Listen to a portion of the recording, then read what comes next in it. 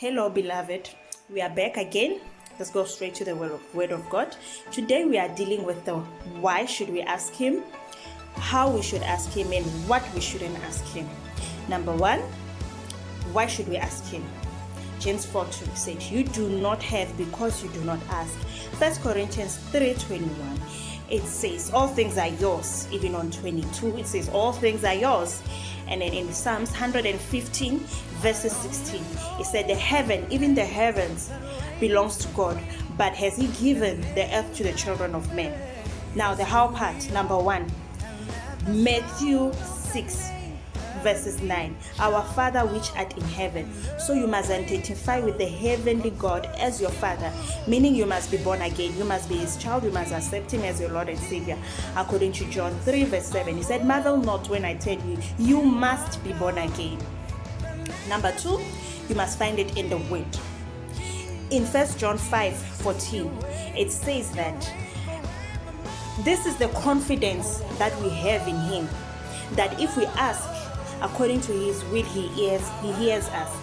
So we must find that which we want to ask God in the Word of God.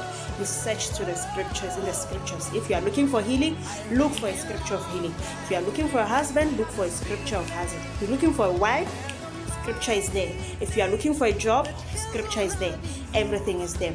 Number two, John 14:14, "If you ask anything in my name, I'll give it to you." Colossians 3:17, it said, "Do whatsoever that you do in word or in deed, do it in the name of the Lord Jesus Christ." So you must pray in the name of Jesus.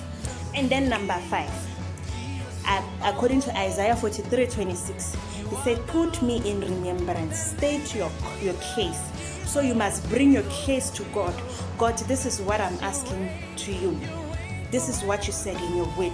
With this, I will do this. With that, I will do this. Amen. So now what you shouldn't ask God for. John 10:10, "The thief comes to steal, kill, and destroy, but I come that you may have eternal life." So now, you can't ask God to kill someone. You can't ask God to destroy. You can't ask God to steal. That's not the word of God. That's not the work of God. Even if you do that and it happens, it's not God who did it. It's the enemy. And again, in Matthew 5:44, it says that love your enemies. So you can't pray that God should kill someone. He's waiting for that person to be born again so that he might receive eternal life and go to heaven instead of hell. And again, in John 3:16, he said, "For God so loved the world that he gave his only begotten Son, that whosoever believeth in him shall not perish but have eternal life." So God loves all of us. So what I'm trying to say, that you cannot pray that God should destroy, should kill, or to steal someone.